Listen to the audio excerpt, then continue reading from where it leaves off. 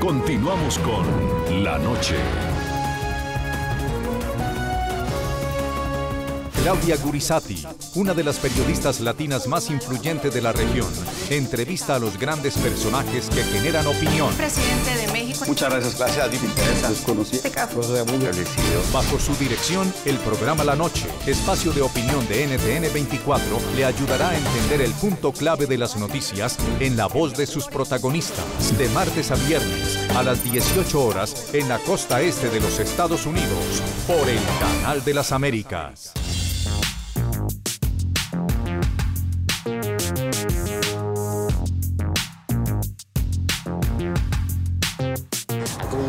Varios acuerdos secretos, le ordena a su canciller que hay que desinvolucrar. La gente del Mossad, un terrorista iraní, no sabía. Como se ve, está todo el expediente, todos los legajos. Un fiscal que complicó los últimos meses de Cristina Fernández como presidenta de Argentina. Una muerte sin resolver y una acusación que parece haber quedado en el aire. 19 de enero. El fiscal Alberto Nisman fue encontrado muerto en su apartamento con un disparo en la cabeza. El jurista llevaba 11 años como jefe de la investigación del atentado contra la Asociación Mutual Israelita Argentina, que dejó 85 muertos en 1994. Durante las indagaciones en el caso, considerado el peor ataque terrorista en la historia de Argentina, Nisman habría encontrado un supuesto plan de encubrimiento liderado por la entonces presidenta Cristina Fernández y varios funcionarios de su gobierno. Así lo revelaba Nisman 4 días antes de su dudosa muerte a nuestra cadena aliada Todo Noticias. Se ha montado para esto una diplomacia paralela, por lo menos para el caso AMIA. Y le doy un ejemplo, donde se demuestra claramente las mentiras del canciller y de la señora presidenta. Acá hubo varios acuerdos secretos. 22 de enero. El silencio de Cristina Fernández sobre la muerte de Nisman duró 4 días. Evitó las cámaras de la televisión y se limitó a un escueto mensaje vía Facebook, donde formuló más preguntas que respuestas sobre los hechos que rodearon el deceso de quien la había señalado por encubrimiento. Afirmó que había una operación contra su gobierno y puso en duda la tesis de un suicidio. 24 de enero. La fiscal encargada de la investigación, Viviana Fein, confirmó que la pistola que terminó con la vida de Nisman fue disparada a menos de 1 centímetro de la sien y descarta la participación de terceros. 26 de enero. 8 días del hecho que conmocionó al país. Por cadena nacional y sentada en una silla de ruedas, la entonces presidenta Fernández habló 1 hora sobre la muerte de Nisman. Insinuó que el ataque contra Nisman provendría de un sector de la inteligencia argentina, al parecer insubordinado a su gobierno. Que esa denuncia, sin ningún fundamento, sin ningún asidero, y la muerte del fiscal Nisman están directamente vinculadas con antecedente del memorándum de entendimiento y con la impunidad del atentado de la AMIA. 28 de enero. El asistente informático de Nisman, Diego Lagomarsino, confesó que él le prestó el arma Versa calibre 22 al fiscal. En ese momento me dice, ¿tenés un arma? Y lamentablemente le dije que sí. Y dije, ¿pero para qué la querés? Y él me dijo, en realidad tengo miedo por las chicas. 13 de febrero. Luego de analizar la investigación del fallecido jurista Alberto Nisman, el fiscal Gerardo Policita imputa a la presidenta Cristina Fernández y al ministro de Relaciones Exteriores Héctor Timerman por el presunto encubrimiento de los sospechosos iraníes acusados de perpetrar el atentado en 1994. 18 de febrero. La marcha del silencio. Miles de personas marcharon en silencio en Buenos Aires hasta la Casa Rosada para exigirle justicia al gobierno, al cumplirse 1 mes de la muerte del fiscal Nisman. Fue una manifestación multitudinaria. Según las autoridades, al menos 400.000 personas participaron en la protesta. ¿Se suicidó o lo asesinaron? Casi un año después de la muerte que escandalizó a Argentina, la investigación parece estar estancada. La Fiscalía sigue catalogando el caso de muerte dudosa. La exesposa de Nisman, Sandra Arroyo Salgado, insiste en que el funcionario fue asesinado, mientras que la fiscal encargada del caso sigue sin dar indicios de nuevas pistas que indiquen qué pudo haber sucedido ese domingo 18 de enero en la vivienda de Alberto Nisman. Un hombre que tuvo en sus manos el futuro de la ahora exmandataria Cristina Fernández. Tú has logrado unas revelaciones, investigaciones pues muy serias, de temas muy concretos durante el gobierno de los Kirchner que se han vuelto referencia, pues no solamente en Argentina, sino también en América Latina. Pero para seguir hablando de este tema de la justicia, el fiscal Nisman y su muerte. Sí. Llega el nuevo gobierno que está generando todas estas esperanzas de Mauricio Macri y cambia la forma en cómo se está haciendo la investigación y por un decreto presidencial trata de poner, digamos, en conocimiento hasta el momento cómo se ha manejado la investigación de Nisman. ¿Usted está de acuerdo con eso? Sí, yo estoy de acuerdo con que la causa la tiene que tener otra gente. No me parece mal la gente a la cual le cambiaron el expediente, o sea, eso está bien. ¿Le da confianza? Sí. Okay. Ahora, ojo con lo de Nisman, porque evidentemente a Nisman lo mataron. Uno siempre tiene, yo tengo la duda con respecto a de qué lugar, pero es bastante probable que haya tenido que ver con los servicios de inteligencia locales. Hay un problema con los servicios de inteligencia en todo el mundo. Los servicios de inteligencia son un poder adentro del poder. Y finalmente son muchas veces más poder que el poder. Y ningún gobierno los maneja del todo. ¿Por qué? Porque tiene información. Tiene información de todos, también de los que los quieren manejar. En Argentina, desde la democracia, el problema de los servicios de inteligencia existió.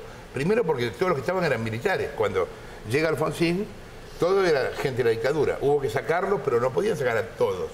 Le sacaron a algunos. Después cada gobierno fue poniendo. Hoy no hay un solo servicio de inteligencia. Lo hay formalmente, pero en realidad hay 3 o 4 bandas muy corruptas que amenazan, que operan, que extorsionan, etc. Entonces, yo creo que lo de Nisman vino por ese lugar. Desconozco cuál puede haber sido la orden política que mata a Nisman, porque puede haber sido dada desde el kirchnerismo o puede haber sido dada contra el kirchnerismo. Lo que no tengo duda, por aparte de nosotros mandamos a hacer, yo mostré en la televisión 2 cosas.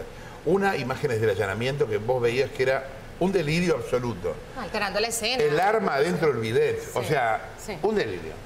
Y la otra, nosotros contratamos una autopsia a un forense americano que fue el que hizo, por ejemplo, la autopsia de Kennedy, entre otros. Un tipo que trabajaba en el FBI y con las pruebas nos hizo una autopsia a nosotros. Y es evidente que Nisman fue asesinado. No se suicidó. No hay manera, tendrías que ver al tipo explicándolo, yo realmente ahora no puedo hacerlo.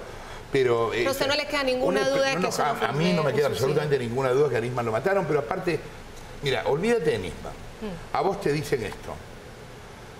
Un fiscal va a acusar a la presidenta el día lunes. El domingo se suicida. ¿Qué es lo que pensás? No, y era un acusamiento de un encubrimiento de un hecho gravísimo. Es que no hay manera, o sea, yo lo dije al otro día. Digo, perdón, ¿qué estamos hablando?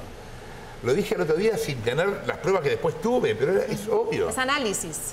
Pero es sentido común, cualquier tonto se da cuenta. El tipo iba a acusar a la presidenta el lunes, se mata el domingo, por favor. O sea, fue una cosa torpe, desesperada, por parte de quien lo haya hecho, ¿no?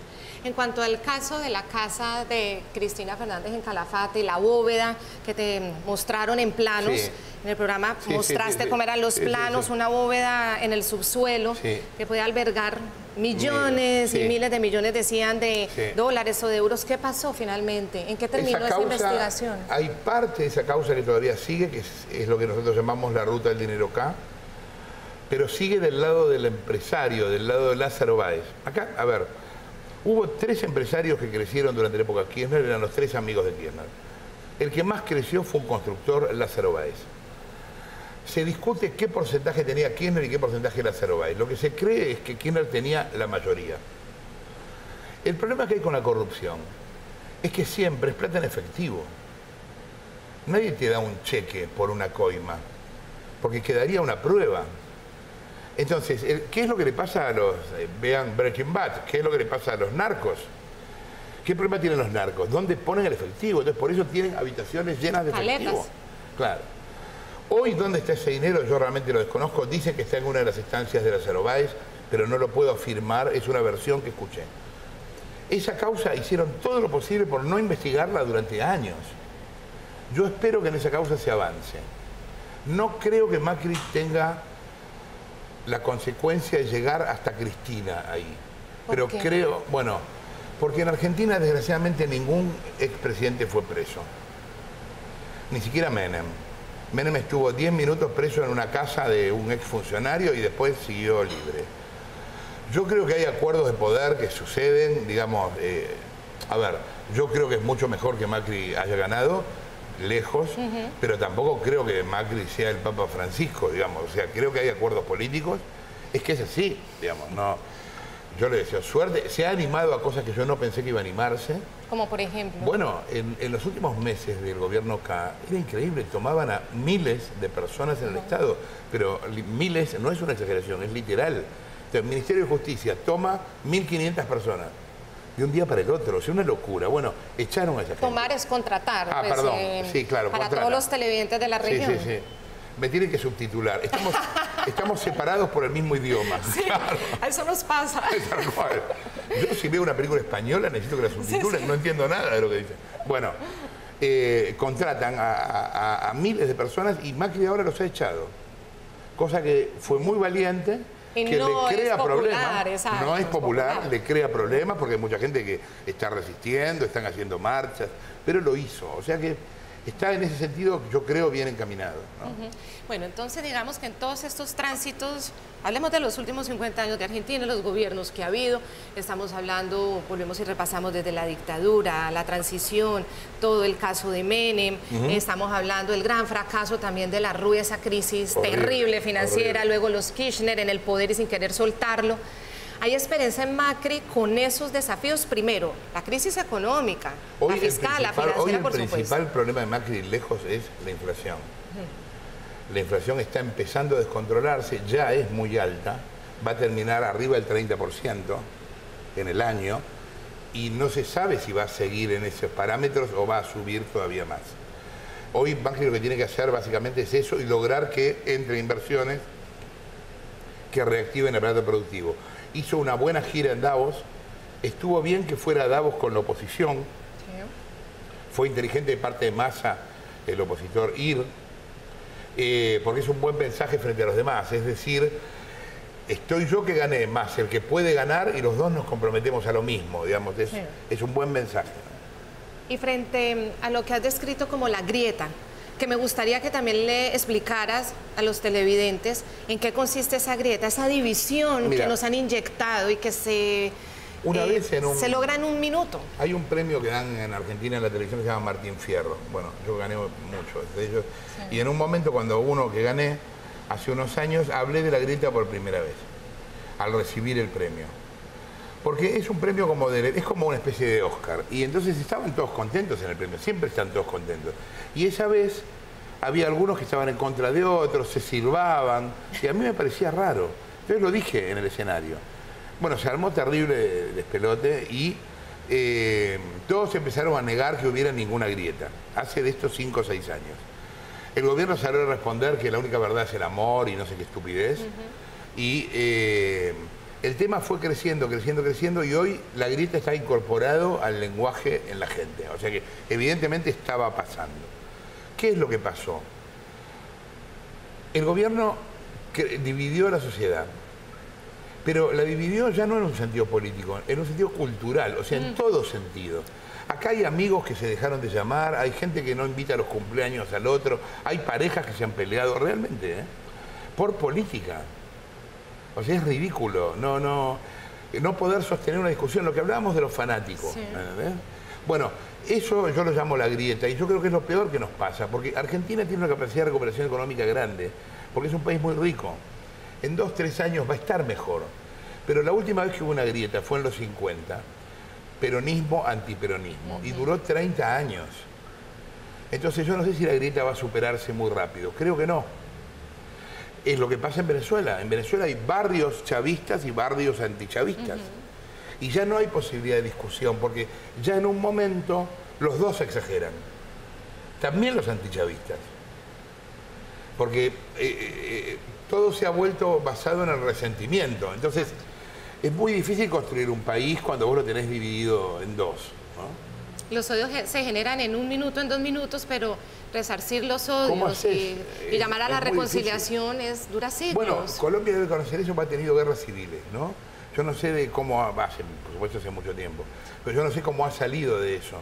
Pero me imagino que lo habrán vivido también acá, esta cosa del anti, ¿no? El anti de manera irracional, claro, completamente irracional.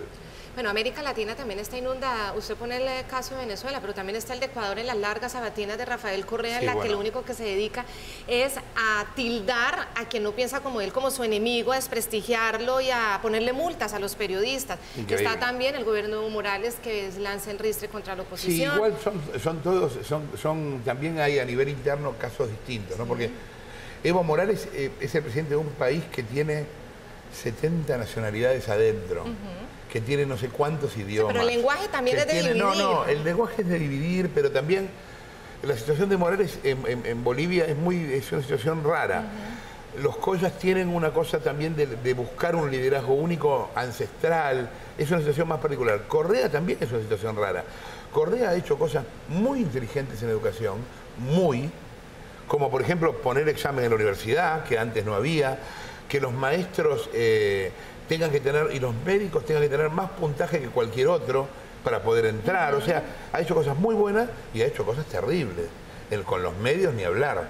Bueno, crear en Twitter robots para que contesten, hagan campañas como se hizo en Argentina. Y encarcelar tuiteros. Encarcelar tuiteros, del otro lado encarcelar tuiteros. Es que ese muy es el lenguaje, también. Más allá de lo que quieran o de que sus, digamos, metas sean específicas o buenas y que tengan actuaciones que uno las pueda aplaudir, ese es el lenguaje. El que no está conmigo es un enemigo. En Colombia, el amigo del enemigo de la paz. Es decir, todos estos lenguajes que están dividiendo y no haciéndonos construir como una sociedad tolerante. Sí, totalmente. ¿Tú lo ves de una forma optimista o pesimista de cuándo vamos a salir de esto? Nos estamos metiendo en una espiral de violencia. Yo creo que este es un momento de transición. Verbal. Primero, no creo que solo pase en América Latina porque veo en Estados Unidos a Trump. Bueno, no es tan distinto a Chávez. ¿Qué diferencia hay entre Trump y Chávez? Trump diciendo que los latinoamericanos somos inferiores. O Chávez diciendo... Digo, es muy parecido. No importa que sea americano y tenga dinero. ¿Qué me importa? Ahora, hay en general, por eso es lo que yo te decía antes, en el mundo, frente a la crisis económica y a la falta de respuestas en muchos casos, hay una tendencia al caudillo de vuelta que no había hace mucho tiempo. O sea, una tendencia irracional al caudillo. Lo vemos en lo religioso en el mundo árabe, también está pasando, o sea, está pasando en el mundo. Que claro, es la manera más fácil. Si vos tenés todas las respuestas, si sabés todo lo que va a pasar, si siempre tenés razón, y bueno, yo prefiero estar con vos, que te creo, ¿me entendés? Sí. Lo que pasa es que no es así, nadie tiene todas las respuestas, nadie tiene siempre razón, pero bueno, estos tipos aprovechan esa necesidad en la gente. Lo que me parece es que tendríamos que discutir, capaz, es ir buscando un mundo que en muchas cosas sea más justo para que estas cosas no pasen. ¿Me entendés? Que no sean tantas las diferencias. No puede ser que un presidente de una fábrica gane 600 veces más que un obrero de la misma fábrica. No puede ser. Pero es que son los temas en los que deberíamos estar hablando y discutiendo, cómo superar pobreza, desigualdad, y no en estos lenguajes que dividen y que no construyen. Estamos caminando para el lado que no es. Una cosa genera la otra, porque al generar en términos económicos el resentimiento termina explotando por otro lado, ¿me entendés? Ya regresamos con La Noche.